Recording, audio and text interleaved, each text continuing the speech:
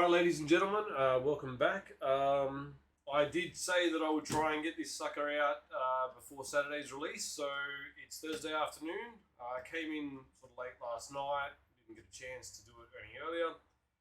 So Kill Team Soulshackle.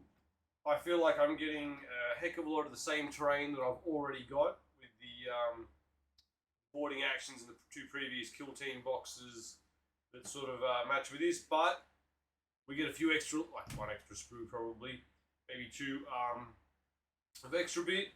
Get another couple of Kill Team squads, so you know I should probably really learn to play Kill Team. But let's crack her open, have a look. I'll be focused mainly on the terrain. I've got absolutely zero chance of getting this painted, of course, but there is, well, anytime soon. There's a slight chance I might get it built, particularly the new sprue of stuff. I spent about 5 or 6 hours yesterday going through the terrain for this stuff, boarding actions that I've already built, and just dry brushing over my Xanathal highlights before I even apply any real colour. Like, I don't think I've ever spent this many hours on painting before. So anyway, let's have a look at some of the stuff that we have. So this is the vast majority. So I'm not sure if this multi-camera setup's going to work well, but you know, like this stuff is very much. I'll bring this one a little bit closer. Might work a bit better. Here we go. Yeah, this one to me looks like just exactly what we've already had in previous boxes. Like that piece there, 100% recognised. Therefore, I think it's a safe bet that this entire sprue is rinse and repeat. That's the same sprue. So, you know, we're going to get a lot of this stuff. You know, there's a different sprue, but, you know, again, it's the same old stuff. Look, I really like it as a modular set, and I love modular things. That's a new one. That's a new one. It's the same new one. And, I mean, you know, not the GW like this part, but I believe that there are some 3D printed options out there for you if you're that way inclined that would be compatible with this set. So here we have the new sprues. So what you've got, a broken sort of hatchway here. So let's see if we can get a little bit of a look at that. So here, you know, I don't know, something's like just, well, actually, is that a hatchway? But it's a hole through a wall. Okay, let's just say it's been breached in some manner, but it's not actually like a door torn off its hinges. These pieces here, I'm guessing, would insert in there, and so they're removable. You'd almost guarantee that there's going to be some rules that allow you to breach through a wall like that. If there's not, they're crazy. And then you've got like a corner console, I believe, so that'll have some legs, which could be, yeah, I could, like, you know, read stuff first, I suppose. Could be these pieces, and then there's what I think is really cool. The this piece. It's this, and it's kind of like a little mini map of the ship, and the various walls that you've made out of the rest of this stuff. So here we have that piece there. So little miniature representation. I think what might be cool for that one is if some people do some STL designs for that, print it in like a clear or, you know, colored transparent sort of resin, Maybe put a wash over it, give it maybe like a holographic sort of feel. I think that'd be a pretty cool effect. But yeah, I really look forward to trying. I look forward to just playing a game. So Adam has promised me he's gonna come play one soon. He said he's gone through 8 different color schemes for his force, which I'm not going to spoil if I haven't already. And then when he comes with that, we'll actually get some minis on the table. I don't think he's even played a game of 9th edition for 40k, so it will be combination learning the 40k rules, but how it applies to boarding action sort of size stuff. Although I have enough terrain for a much bigger ship, and I think we both look forward to that in the future. So you do get 2 of this one. I suspect the other one of this piece can go with it to, and then you can probably pull it apart, but to make like a big sort of square map. Yeah, it's all in all. Why am I getting this box? It's for these 2 sprues right here that are exactly the same, just to give me those extra, walls with removable parts. But in saying that, and I make light of it, when it comes to like my Rohan stuff or Minas Tirith, would I like it if I had walls with swap out sections or removable sections for battle damage because we can have my siege tournament that I've wanted for like 5 years? Absolutely. So, I can't really begrudge it too much. Alright, so that's all those wonderful pieces of terrain there that I get to build for the umpteenth time. 2 new ones. And then I suppose if you are super keen, you can have a look at these sprues and see what we can do. So I'm not sure which way is probably best and what sort of quality detail you're going to get on that. But this one is, there's some legs, torsos, weapons, but it's mainly, I see some weapons, shields, and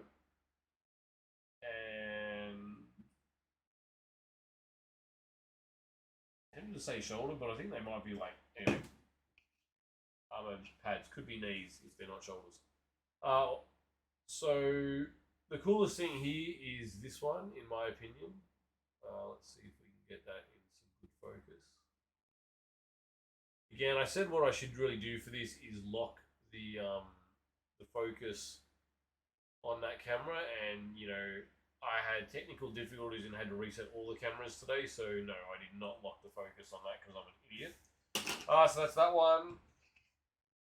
This one is,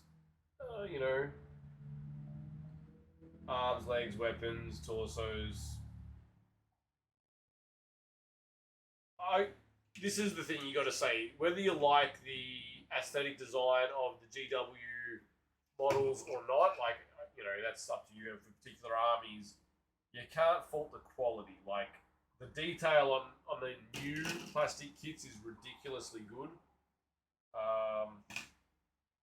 When I did that He-Man one the other day, the detail is great. You compare it to a 20-year-old GW mini, craps all over it. But you compare it to these, and unfortunately, they'll come out lacking. But as I was talking to a guy at work today, what does that really matter with the He-Man stuff? Because He-Man was a cartoon and it didn't have high resolution detail in the cartoon itself, so I can't really expect it from a miniature war game. So anyway, that's the 4 sprues for the 2 kill teams. Bases, seriously, how many bases can you really have in this world? I mean, one for every mini, but with the number of 3D printed minis I've got and the number of minis I haven't built, I'm starting to get a bit of a glut of them. What I find hilarious is, I 3D print them and I sell bases, And I usually have a philosophy that, you know, if it's a base that size, I'll probably charge $1 a base. I mean, could I do them cheaper? Yeah, but I've got to actually, you know, orientate them, support them, put them on the plate, print it, and then get them all off, clean them up, and, you know, I don't ship out crap. But that I see people, 3D printers, like, you know, just gouging people with ridiculous prices, like $2, $3, $4, $5 for a base. I'm sorry, and when I say I sell bases I have commercial licenses for, obviously. So, you know, they can't say, oh, but I pay those commercial license fees too. You just gouging people, and if you're clicking on those links and buying bases for that price, you're crazy. Someone asked recently, it was an Australian-based Facebook group for a 3D printer, Andreas, you know, which you don't know who Andreas is. You will get to know him better because I will make him come on some of these videos sooner or later. You know, I've paid Andreas to 3D print stuff for me because I'm too lazy to print it for myself, and his prices were awesome. His customer service was fantastic. He since tells me that, you know, his 3D printing business, you know, he's sort of in transition to something else, but he still 3D prints, so he got in touch with the fella. But, you know, do I know of guys in many states of Australia who would be trying to justify that a single base is worth $3-4 plus when it's, you know, 10 cents of resin at best, and I can print, you know, depending on how much sort of, you know, rocks and stuff stacked on top, but I can print a lot of bases on a plate, and it doesn't take me long to peel them off. Most of them, it's like, you know, quicker than peeling prawns. I would have to say that people charging those prices are gouging you. Don't pay those prices.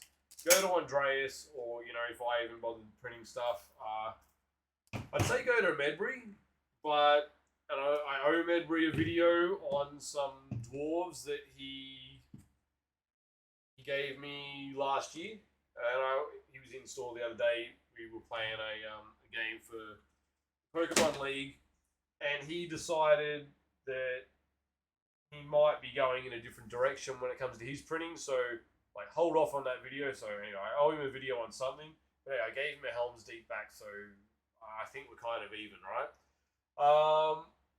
If we can get, oh, that is terrible in that light, but those are the transfers.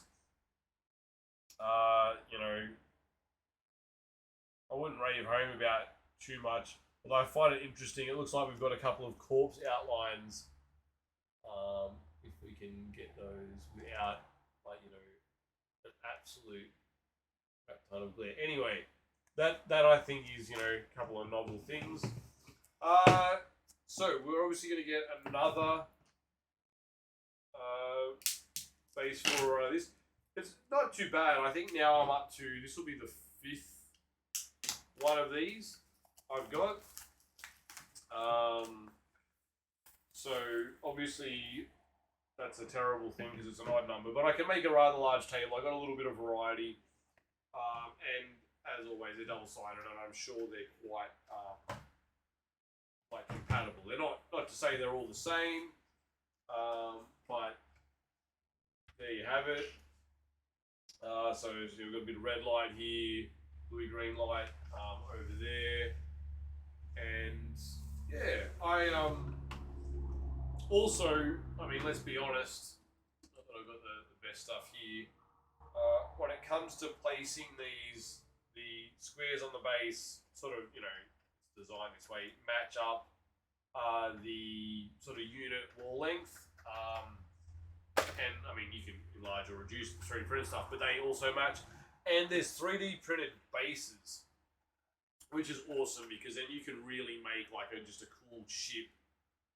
We can have gaps in it if necessary, which I think is like, yeah, fantastic. I haven't said it before. One of the reasons why I'm so keen on boarding actions and why I've actually put the effort into painting it up, whereas I might not for a bunch of say that. I've got so many boxes of stuff that I've started on and I'm not finished, and I haven't finished this stuff yet, but, you know, I've put more progress on that lately than I have on anything else for a fair while. So So, you know, we'll definitely have to give it a crack.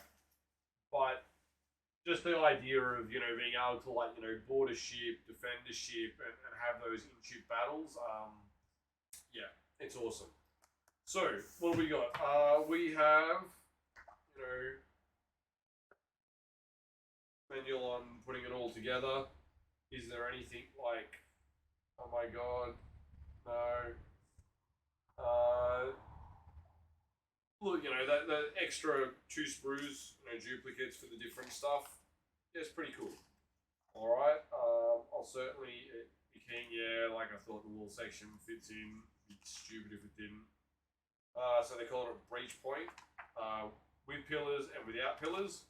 So yeah, there's just a different, depending on how you've built things, it means you can, in any place, you could always put a wall that you can breach. We've just got plain pillar. We've got control lectern, which is the computer console. And we have relay station, which is the corner sort of unit. Oh, there's a hatchway jammer. So that is these bits here, so they can be placed up against the hatch to stop it, I guess, being opened.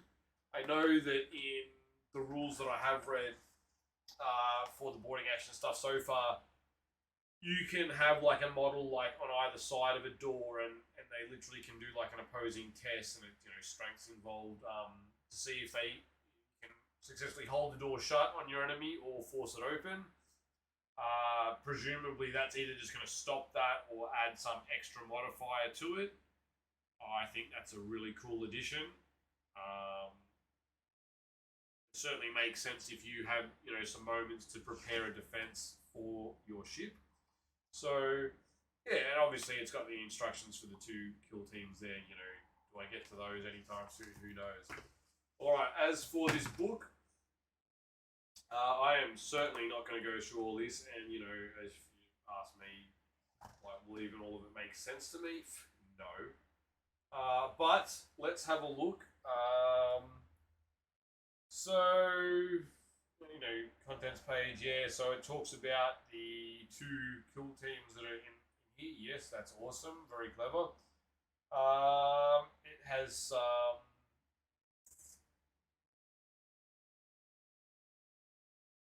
I guess, rules and tactics and the data sort of sheet cards for each of the models in those 2 respective kill teams. Makes perfect sense.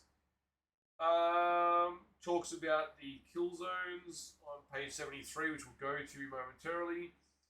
Has some specific Soulshackle missions. And then has Gallo Dark missions, so we'll see if we can find out what's the difference there. But anyway, starts around 77, the stuff we give a rat's about. Alright, so not sure. Look, also, unlike some people who do this, I'm not going to hold up every page or read out every word, so you can essentially dodge buying the book. Whether you buy it from me or not, like, that's irrelevant. Someone went to the effort of making it, and the least we can do is show them the courtesy of, if you want to enjoy it, then you pay for it. And if you don't, well, that's okay. You don't have to. I'm not going to force you to. But I think we need to start respecting that a little bit more. So yes, we got the breach points. So it talks about that they can be closed. So they have heavy and wall traits. If it's open, you got to, and then it has the accessible trait once you open it. Okay, and it has rules for how to do that. You can plan a charge, detonate a charge. Cool. And then with there's an auger display, the control lectern, the hololift dice, and the relay station.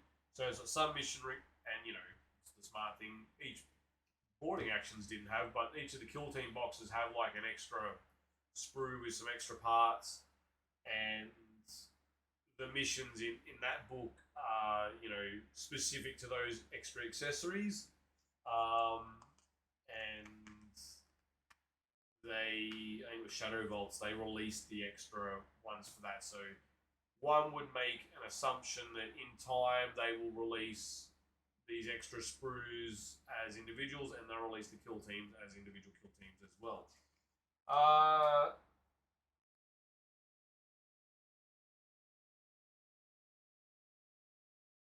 Alright, so if a hatchway is jammed, it says while a hatchway is jammed, it cannot be opened unless an operative performs an operate hatch action on the same side of the hatchway as the hatchway jammer. So, no, you can't force your way through if the hatch is jammed. So that's going to be pretty cool for being able to block off access. I know that in all of the sort of, I'll say, ship layout, like interior layouts that I've looked at, and it makes sense. You know, the emphasis has been very much on having a symmetrical layout. So I guess fairness to both sides. But the reality is, I think, I mean, unless you're outgunning them on the attack, or you know what you're up against and their units, abilities, etc., and you take the specific counters, there's an inherent advantage to being the defenders. And I mean, I certainly look forward to playing games that are all about being symmetrical, but I would be fine with some asymmetric games where the attackers start at a single breach point, and the defenders can be quite spread out and have multiple lines of defense, and just have a bit more of a narrative feel to it. You're going to necessarily win that way, maybe not, but I guess then you tweak the rules for the next time you play. So there's some additional rules here for condensed environment, barricades, a hatchway fight. Okay, were they in the previous ones? Can't say I recall any of those, but that doesn't mean they weren't. They'll probably eventually release one whole book just on it all, but it'd be nice if it was just one book already. I don't know, the one called Boarding Actions, but then they released another one straight after. Anyhow, I digress. They have some pictures, like let's have a look at some pictures. Just because this is primarily the latest terrain and kill teams there, so I'm not giving anything ridiculous away if I show you some pictures.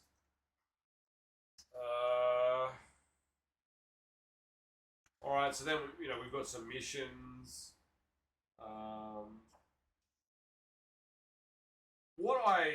I mean, they might even have it, and I've just glossed over it. But I played a game called Imperial Assault, and I mean, it wasn't always like boarding a ship, but it had a map.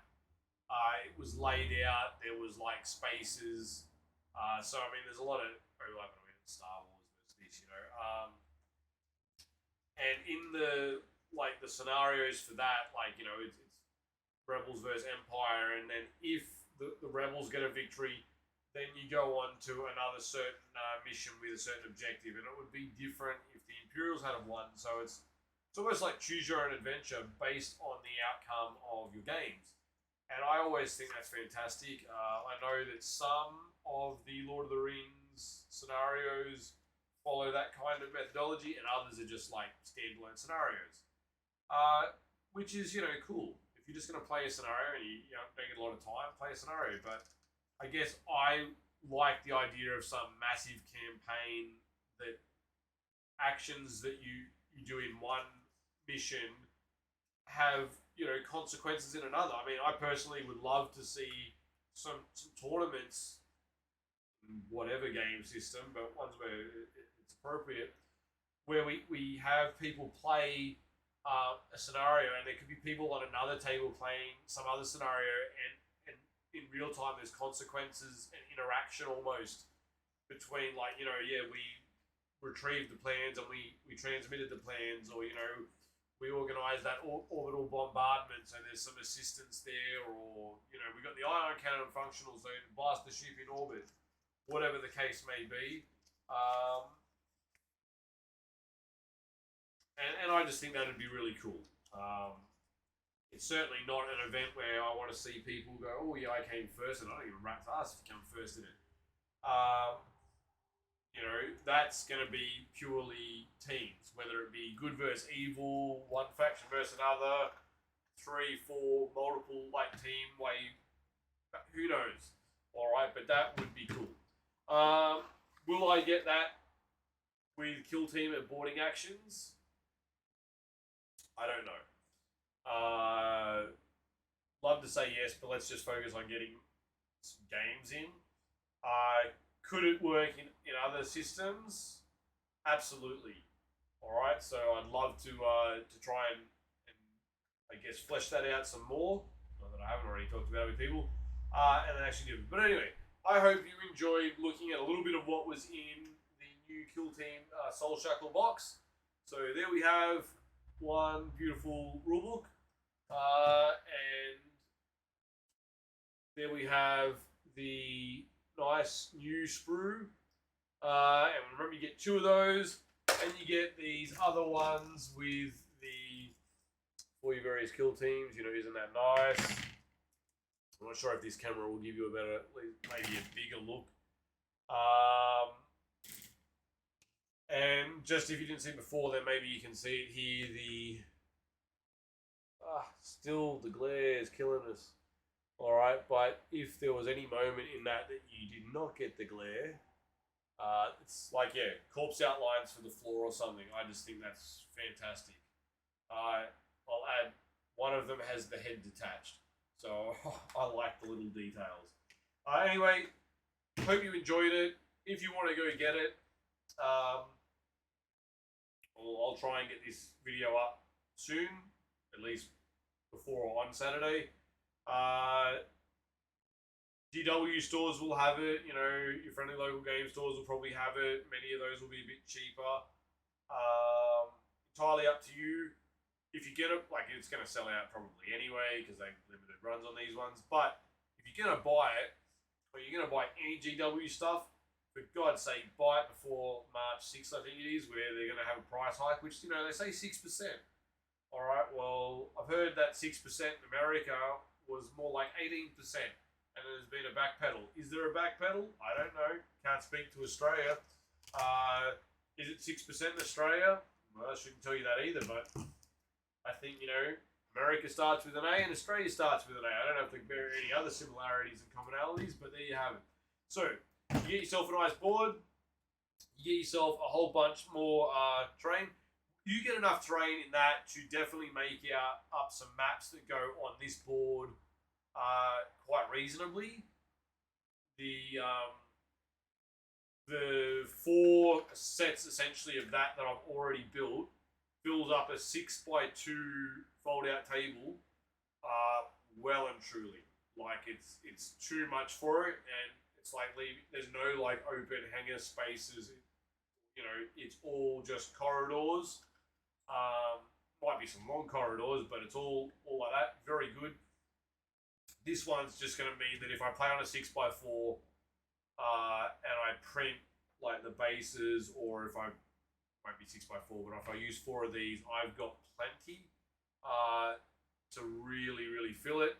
Not to mention, there's some 3D printed options. What I really, really disliked in one of the earlier boxes of kill teams, there was some pieces that sort of go just across the top between 2 wall sections, and you get 2 of them. So I've got 5 sets of this terrain, and I have 2 of these bits go across. Those are fantastic. Why? Because they add rigidity to your pieces when you're trying to make some big section. And if you got across the corridor, you want to add one. So I'm going to 3D print some of those, and I'll 3D print some of the other little plug into the pillars for just extra bits, along the way, because I only got 2 piles of weapons, and for the vehicle one, you only got 1 of each of those, but everything else you pretty much got 2 of. And there's 3D printed versions of very similar looking stuff that is compatible. So I'll 3D print some of that, and Adam and I will get you a game on camera soon. That's probably going to be like the sort of adventure that takes is half a day to learn to play, another half day just to like play through one really trashy one, and then at least a day to film it while we get the cameras right in the corridors, because I can't wait to put my freshly painted well, they're not freshly, they're freshly to me army of my blood angels that I got from the wonderful Wayne Smith. So if you happen to know Wayne, or Wayne, if you're watching, thank you very much for an awesome deal there. All the models you got painted there, absolutely mint paint job. I could do not even half as good a paint job, and I think that when we get some really really good close up shots in the corridors, it's going to look awesome. Adam's working on his models, as I said. I saw some pictures last night. So we'll have two really, really well painted forces. No thanks to me in any of that. I'm going to paint up the terrain as best I can. So how good that's going to be, I don't know. But let's put it this way. Have I seen terrain that is painted better than what I'm going to end up with? Yes. Have I seen GW stores that have thrown it on the table? And I don't think it looks even as good as mine. And all I've done is Zenithal I did a black Zenithal lead belcher, and then dry brush the crap out of it with some Necron compound, just to bring out the details. And then I'm going to throw contrast over that on heaps of spots, and then we'll build it up from there. But I think it's already playable. I think it looks pretty good as is. And as soon as I get some color into some of the gauges and the dials and the doors, hinges, it's going to look $1 million. Anyway, I hope you enjoyed watching. Please come back and join us when we have the actual combat, because I really want to show off the terrain. And yeah, thanks for watching. Catch you next time.